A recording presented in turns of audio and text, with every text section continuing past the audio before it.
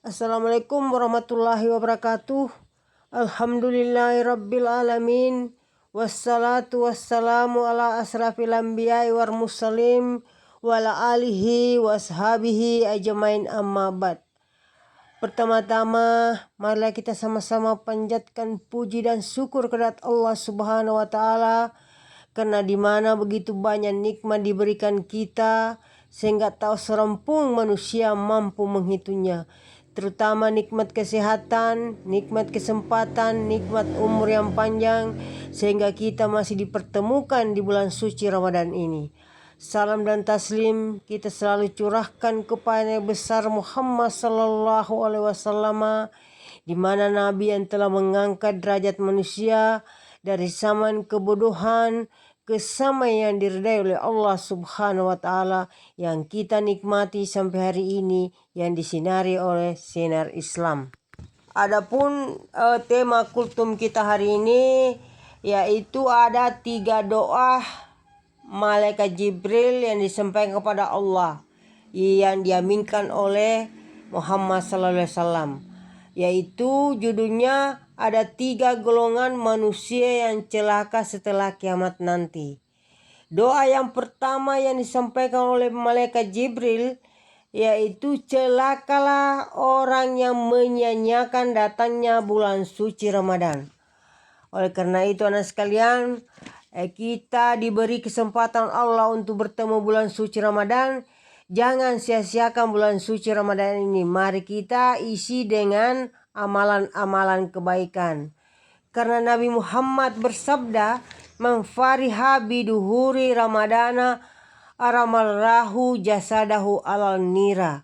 Barang siapa orang yang senang, bangga menyambut datangnya bulan suci Ramadan, maka Allah akan mengharamkan kulitnya disentuh oleh api neraka. Bayangkan saja anak sekalian, baru kita gembira saja belum melaksanakan bulan puasa, Allah itu sudah menjamin diri kita diharamkan oleh surga, diharamkan masuk neraka. Oleh karena itu begitu banyak peristiwa atau istimewa dalam bulan suci Ramadan ini. Oleh karena itu anak sekalian, isi bulan suci Ramadan ini dengan memperbanyak misalnya membaca Al-Quran. Karena membaca Al-Quran itu di dalam bulan suci Ramadan, 1 huruf saja kita baca, Allah itu memberi ganjaran 10 kebaikan. Bayangkan saja anak sekalian, apalagi kita membaca sampai 1 juz dalam 1 hari, berapa puluh pahala yang diberikan Allah kepada kita. Yang kedua, doa yang diaminkan Muhammad yaitu, celaka wahai Muhammad bagi umatmu yang mendengar namamu disebut tidak membaca selawat kepadamu. Kemudian Muhammad mengangkat tangannya mengucapkan amin. Jadi di sini selawat ini sangat penting di dalam kehidupan bagi umat Islam khususnya. Karena kenapa? Allah saja berselawat kepada Nabi Muhammad yang terdapat dalam Al-Quran. A'udzu billahi minasy syaithanir rajim.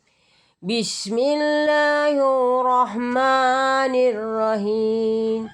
Innallaha wa malaikatu yusallu 'alan nabi. Ya ayyuhallazina amanu sallu alaihi wa sallu taslima.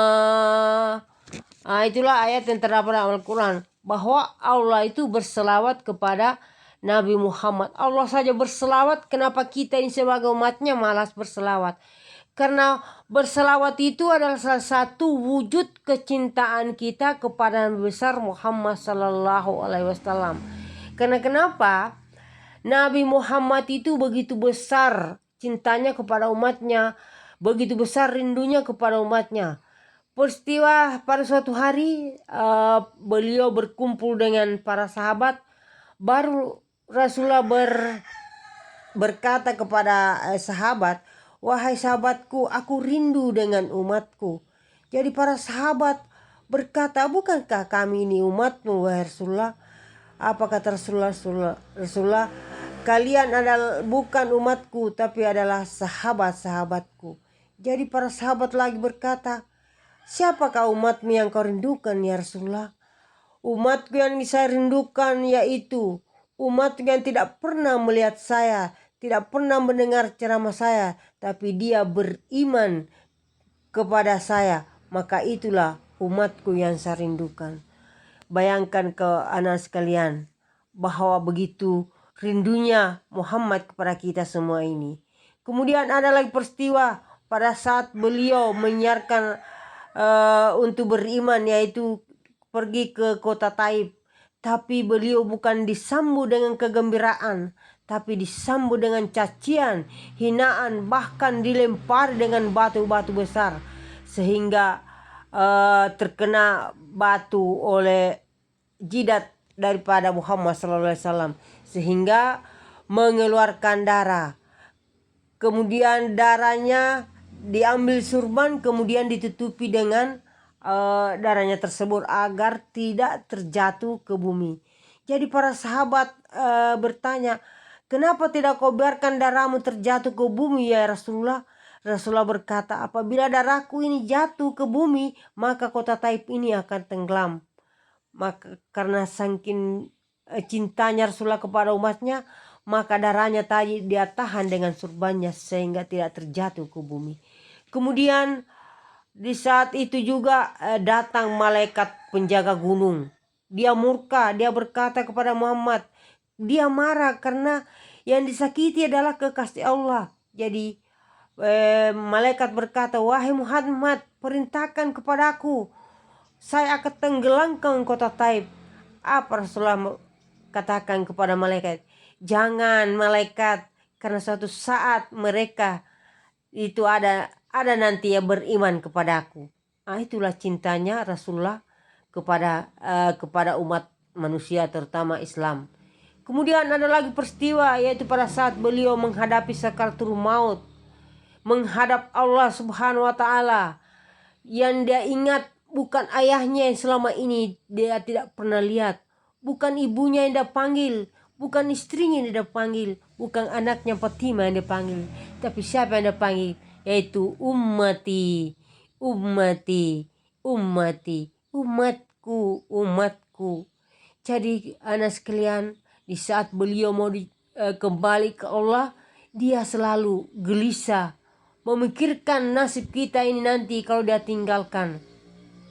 Sehingga hanya kita yang dipikirkan pada saat itu. Oleh karena itu, mari kita banyak-banyak berselawat.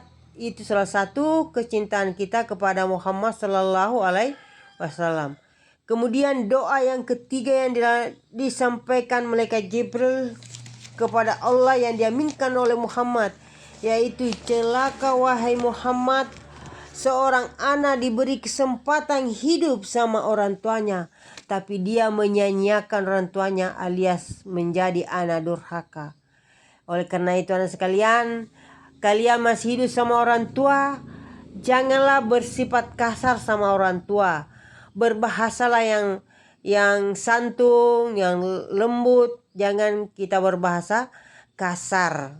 Karena kita tidak boleh menyanyiakan orang tua. Karena kenapa?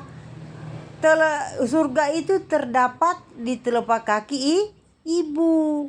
Oleh karena itu tidak perlu kita cari jauh-jauh itu surga. Surga itu ada di rumah, yaitu di telapak kaki ibu. Kalau mau mendapat surga, orang tua kita diperlakukan dengan baik, didengar apa yang disampaikan, tidak boleh membantah. Maka kita itu termasuk orang-orang yang nanti dirindukan oleh surganya Allah. Itu anak sekalian, barangkali cukup penyampaian ibu hari ini mengenai 3 doa malaikat Jibril. Semoga apa yang ibu sampaikan hari ini bisa kalian praktekkan di rumah, dimanapun kalian, bisa berbagi sama teman, kemudian membantu orang tua. Jangan menyanyiakan orang tua, mendengar perkataan orang tua agar kita tidak celaka di kemudian hari setelah kiamat nanti. Barangkali cukup sekian sekalian kultum hari ini. Kalau ada kekurangan dan kehilapan itu datanya dari ibu, karena kesempurnaan itu adalah milik Allah semata. Saya akhiri, Assalamualaikum warahmatullahi wabarakatuh.